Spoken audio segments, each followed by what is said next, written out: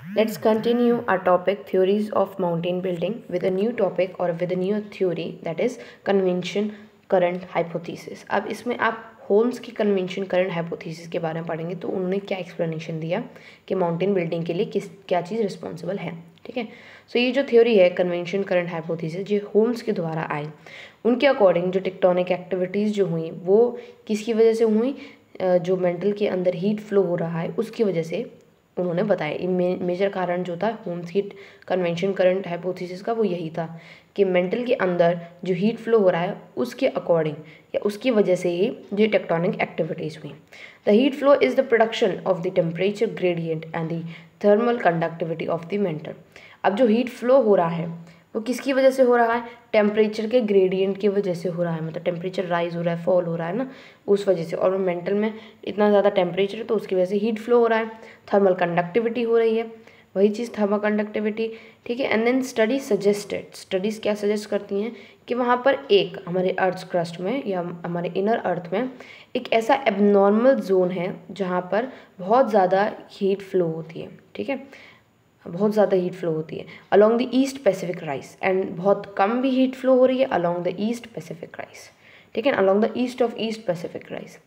तो यहाँ पर दो एबनॉर्मलिटीज़ भी देखने को मिली कि कहाँ पर ज़्यादा है बहुत और कहाँ पर बहुत ही कम है। और ऐसा माना जाता है कि जो डिसेंडिंग कन्वेंशन करंट है, मीन्स जो डिक्रीजिंग कन्वेंशन करंट है, वो एक kind of compression force create करता है।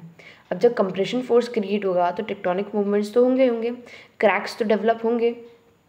तो उनके अकॉर्डिंग वो जो एबनॉर्मल राइज और एबनॉर्मल हीट हो रहा था ना, abnormal rise and lowering of heat in the mental, वो किसकी वजह से हो रहा था, वो हो रहा था हमारे अर्थ क्रस्ट में मेंटल की वजह से। और उसकी वजह से एक डिप्रेशन सा, एक डिसेंडिंग कन्वेंशन करंट क्रिएट हो रहा था जो कि सबको कंप्रेस्ड कर रहा था।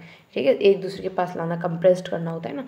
Now the convention current theory, अब उन्होंने उसी के हिसाब से कन्वेंशन करंट थ्योरी दी कि ये जो कंप्रेशन फोर्स हो रहा है उसी की वजह से माउंटेन्स का फॉर्मेशन हुआ, ऐसा होल्म्स ने कहा। मैं एक और बताती हूँ आपको, होल्म्स ने क्या कहा कि जो हीट फ्लो हो रहा है within the earth mantle is the major cause of the mountain building. फिर उन्होंने कहा कि अर्थ के अंदर एक एबनॉर्मल जोन है जहाँ पर एक सडन हीट राइज है एंड सडन हीट लोअरिंग हो रही है। ठीक है, ड्यू टू विच तो एक कंप्रेशन फोर्स क्रिएट हो रहा है और उसी कंप्रेशन फोर्स की वजह से माउंटेन्स का फॉर्मेशन हो रहा है।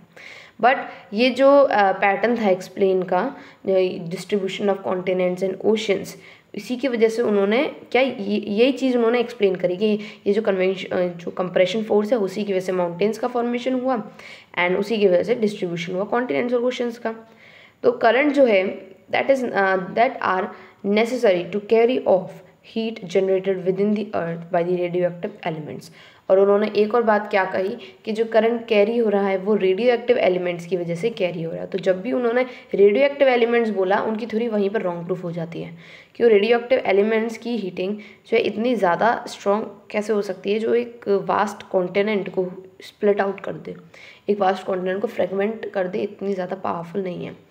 So despite the supporting events evidences, main objection जो था उनकी थ्योरी को लेके वो यही था कि परमानेंसी जो है, ओल्ड आइडिया जो हमने परमानेंसी ली थी कॉन्टिनेंटल ब्लॉक्स की, परमानेंसी मतलब क्या कि हमने पहले माना था ना कि पूरा कॉन्टिनेंट एक ही continent that is Pangaea and पूरे ओशन वन ओशन है दैट इज़ पेंथेलेसा, हमने यही तो अज्यूम किया था। पर वो अजम्पशन होल्म्स की थ्योरी पे सूटेबल नहीं बैठ रहा था क्योंकि वो कह रहे थे कि मेंटल के अंदर हीटिंग हो रही थी, हीटिंग होने के बाद compression force then radioactive elements की वजह से वो करंट फ्लो हो रहा था।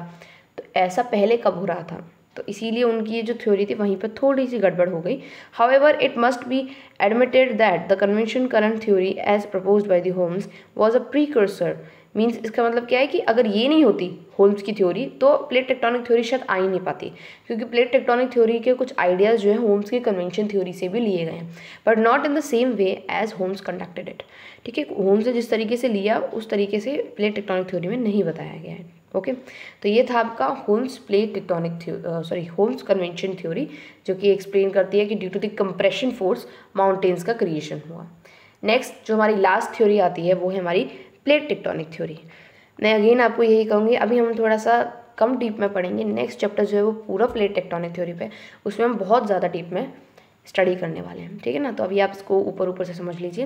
प्लेट टेक्टोनिक थ्योरी क्या होती है आपकी, ये एक कम्प्रिहेंसिव थ्योरी है जो कि कॉम्प्लेक्सिटीज़ बता पाती है कि कैसे कॉन्टिनेंटल ड्रिफ्ट हुआ, वोल्केनिज्म हुआ, फोल्डिंग हुई, फॉल्टिंग हुई and orogeny. Means this theory is not only capable to explain the continental drift but also the other phenomena like volcanism, folding, faulting, orogeny, इन सबको भी एक्सप्लेन करने में सूटेबल है। ये थ्योरी क्या एज्यूम करती है कि ग्लोब जो है वो पूरा एक ही मास था। ये जो इस ग्लोब के अंदर है सिर्फ एक ही प्लेट है, it contains of only one plate, ठीक है, of lithosphere and moves along the convention current over the asthenosphere. तो what is asthenosphere over here? Asthenosphere को ओशन मान के चलिए आप, अगर आपको सीधे से समझाऊँ मैं तो ओशन जो है वो एस्थनोस्फीयर कहा गया है।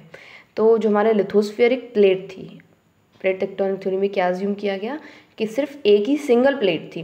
तो जो लिथोस्फीयरिक प्लेट थी वो एस्थनोस्फीयर के ऊपर मूव कर रही थी और वी कैन से ओशन के ऊपर क्या कर रही थी, मूव कर रही थी, ठीक है। तो ये बेसिक सा आइडिया दे दिया गया है, पूरा एक्सप्लेन नहीं किया गया है। नाउ द मेन डिफरेंस क्या है कॉन्टिनेंटल ड्रिफ्ट और प्लेट टेक्टोनिक थ्योरी में, वो यही है कि movement with in the lithosphere जो हो रहा है वो मेन डिफरेंस हुआ। कॉन्टिनेंटल ड्रिफ्ट के अकॉर्डिंग लिथोस्फीयर के टूटने के बाद मूवमेंट हुआ था, और प्लेट टेक्टोनिक थ्योरी के अकॉर्डिंग लिथोस्फीयर के अंदर ही मूवमेंट हो रहे हैं between the continents and the oceans. तो यहाँ पर दो चीज़ें आ जाती हैं आपके पास, लिथोस्फेरिक प्लेट एंड एस्थनोस्फीयर, जिसके ही अकॉर्डिंग मूवमेंट हो रहा है और उन्हीं मूवमेंट की वजह से प्लेट टेक्टोनिक थ्योरी जो है वो सूटेबल बैठती है। उसी की वजह से फिर बाद में बहुत सारे फिनोमिनास जो कि एक्सप्लेन किए गए हैं वो अकर होते हैं, ठीक है।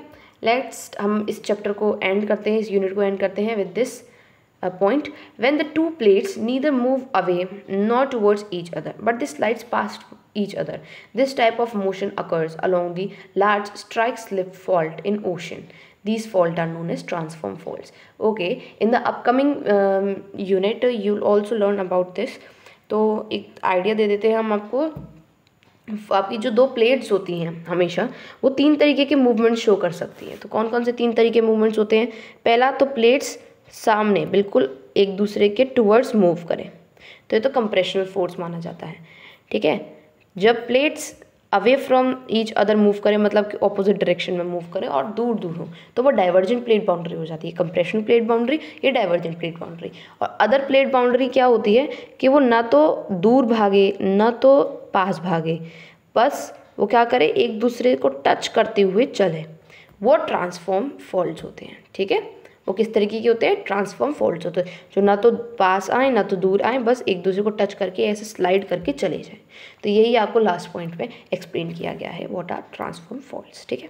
So with this last topic हमने एंड कर दी ये वाली यूनिट। अब हम नेक्स्ट यूनिट पे नेक्स्ट वीडियो में बात करेंगे, और नेक्स्ट यूनिट BGYCT 131 की लास्ट यूनिट होगी। उसके बाद हम BGYCT 133 कवर करेंगे। Okay, this is all for today's video. Thank you for watching this video.